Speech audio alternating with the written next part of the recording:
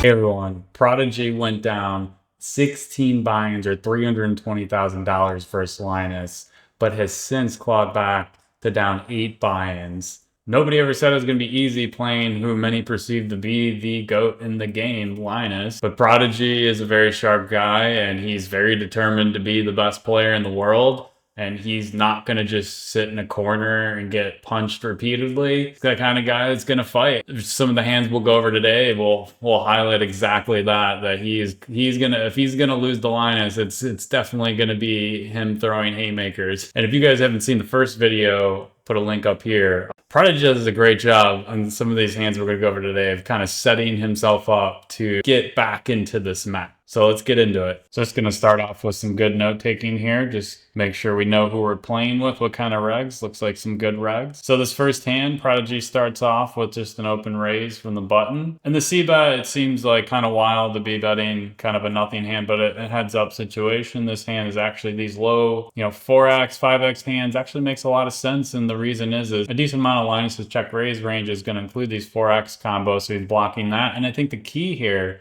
is in a heads-up match, Linus is going to continue a lot of king high, queen high, even jack high.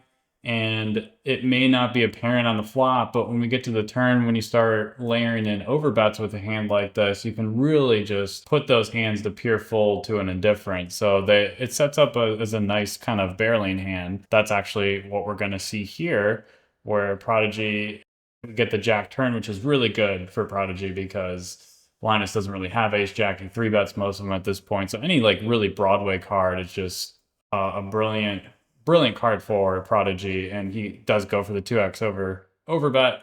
And again, this hand seems wild, but really he's going to generate a ton of fold equity from the king x, queen x region, the high card region. And that's really the genesis of why you'd want to bet such a hand.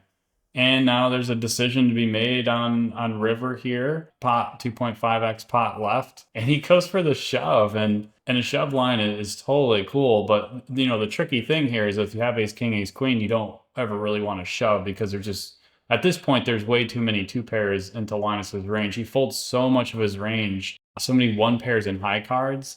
And the 9 fills some 2 pairs. By the time he gets to the river, his 2 pair region jumps from like 4 or 5% to like a fifth of the range. So in other words, Prodigy cannot really just shove 1 pair. So this is like 2 pair plus. Now Linus has a decision and he does go for the fold. So Prodigy gets the fold with 8 high. And I mean, this bet is great because like literally like 90% of this range is indifferent to pure fold, where like there's only a few 2 pair combos where Linus can just kind of slam dunk, throw it in. So it just pressures his range so much. And the beauty is when you do something like this and like so you throw haymakers and you're still very aggressive, it can really set you up, which if we go into this next hand in the single raise pot again, this time we're going to look at Linus's view where he has the 8-6. And before we dig into this one, I just want to mention that in the post section here, I am posting content about strategy, hand reviews and things like that. So I want it to be kind of an engaging forum where you guys asking questions, we're talking back and forth. So yeah, I should go check it out. And also a sub would be great too. Keeps the channel going, so I'd really appreciate it. Okay, next one here. This time we're not gonna show Prodigy's cards. We're gonna look at Linus's, and this board's very good for Prodigy. There is king jack in Linus's range, but of course, like in a heads up match, there's tons of 2 pair sets that Linus doesn't have. Ace X never folding, not a lot to say. And again, just another easy line in terms of like going for a larger size and just representing strong kind of like ace jack plus type region. And from a theory perspective, Linus could have a decision. He could start folding theoretically if he wanted to, but most of his ace X can really continue here. There's still a lot of bluffs in Prodigy's range. So yeah, Linus just goes for the call. Prodigy has a bit of a think here. And if you're in Linus's spot, you're not feeling too good and hoping that your opponent is not going to do this. So Linus has a little bit of a decision. He's obviously just has 1 naked ace X, and on a board where he can have quite a bit of 2 pairs at this point based on the run out. And he does go, he dinks and calls, and Prodigy has the nuts. And this is and he also had the royal flush draw. This is one of the things is if you ever want to get paid on this line, you need to set it up with stuff. You need to be showing down hand sometimes, like 4-8, like the prior hand. That's how you set this stuff up, and these world-class players do it all the time. And so Linus's call is very interesting because the majority of his ace-x region actually wants to peer fold. I mean, his combo is actually a 5 big blind mistake, in theory at least. But yeah, this line gets so pressured because Prodigy is representing such a strong range at this point, like strong 2-pair plus. I mean, in theory at least, if you think Prodigy is being reasonable with his bluffing range, like you should be folding like half 2-pairs. That's how crazy this range. So clearly Linus believes that Prodigy is getting out of hand here. Which honestly, like the only way that's really true, because Prodigy gets to kind of just smash in based on this 7-8 run out where a lot of his bluffs start filling pairs that check back. Outside some Jack X, like Jack 2, Jack 3, Jack 4 type region, there's not a lot of like air to kind of overbluff here. We assume that he checks back a lot of the king high flush draws. What Linus might be thinking is Prodigy could be potentially playing with the 1-pair bluff region a little too much. I mean, you can do a little bit of it, but if he's getting a little out of line, because if you have a hand like 10x or 8x and you're blocking some of the 2-pairs, it could be a very tempting bluff. So it is possible Linus is thinking, and even though a lot of his bluffing range fills a pair that checks back, that maybe Prodigy in this spot, he thinks, kind of overbluffs that 1-pair region. Otherwise, it's really difficult to justify calling. It's not really an indifferent hand. So yeah, cool spot. Next one is we get a single raise pot. This time Prodigy is calling from the big blind.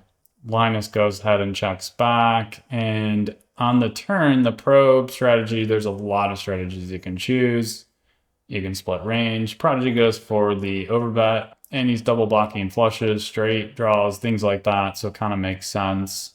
And the 10 river is interesting because it fills a lot of 2-pairs. Linus really shouldn't have that many straights, maybe like king queen, but you definitely could have some straights as well. But I think the bigger part is it fills a lot of 2-pairs, so any like 1-pair like Jack X reason can't really go for a large bet anymore. Even some of the Prodigy's 2-pairs like 6-9 and such get a little dicey if you want to go for a large bet. And pretty surprising to see he actually just goes for the shove, over 4x pot shove. But he is going to have more sets and straights in this line, so it's definitely a line that you can take here. And some of you may be thinking, well, he's double blocking the flush draw. What is this crazy guy doing here? Oh, well, a lot of times flush draw blockers get brick flush draw blockers get very confusing, and a lot of people tend to just check them down. But there's a lot of situations where you really shouldn't be doing that. In fact, having them could be beneficial.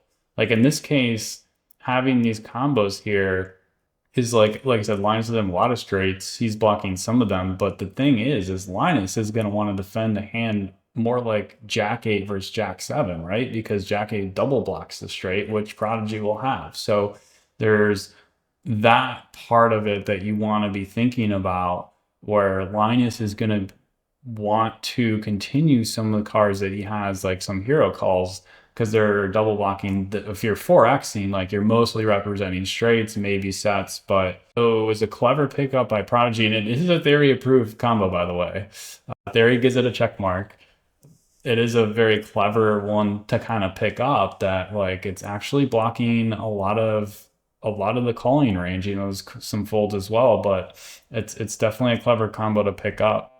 And he generates the fold, and it kind of sets him up here. Linus goes for the 3-bet in the last hand here. 10-10-7, pretty solid board for Linus. Probably range bet if he wanted to. And Prodigy goes for the call on the turn here. The queen of spades. I mean, 7 just mostly wants to check, has decent showdown value. Don't really want to turn your hand to a bluff. Not really getting value from better. So it's pretty natural check.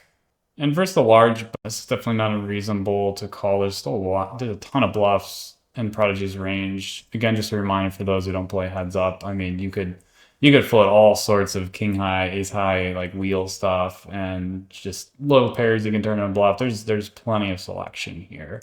So yeah, like calling 7s, it's technically like indifferent, but it's obviously a very reasonable call. I'm sure Linus isn't excited about this river. And it's definitely like a wonky river where like a lot of this value range, like some of the 10x and whatnot with the one card straight, it turns very dicey for value betting. Like you mostly just have to check it back. So now you got to represent like King Jack plus at this point, and he does go for the shove, and sevens kind of feels like a natural fold here, and it is a theory. It is a theory pure fold in this spot. So the expectation would be that Linus would go ahead and just fold. He does hero call, and Prodigy has the full house. So he didn't even tank that long in the red, just a little bit. So clearly he was suspicious of something here. And to be very fair to Linus, like it doesn't seem like it to a normal six max player if you're looking this hand over, but there's quite a few bluffs here that Prodigy has to kind of pump the brakes. Like how many do you think like such an aggressive player would be checking back like king four nine, like king four on non-spades, king three, king five, ace five, like those hands and blocking some of the folding region and just no real showdown value. It kind of feels like natural bluffs in the spot. So to be fair to Linus, if you make some adjustments, it's quite fair and not that out of line to call. But clearly, for the second time, did not work out the way he planned. Yeah, and Prodigy, he goes ahead and scoops it, and he's been clawing his way back. So I mean, they haven't played in a little bit, so I'm sure again, these guys will be a matter of time before they're clashing again. Prodigy started to come back from down 16 big blinds all the way to 8 big blinds. So it'll be interesting the next battle that they have, the next round of battles, how they go, because I know it's going to happen and I really look forward to it. And hope you guys enjoyed this video. Sub, like, really helps channel going forward. I appreciate it. And then have a good one.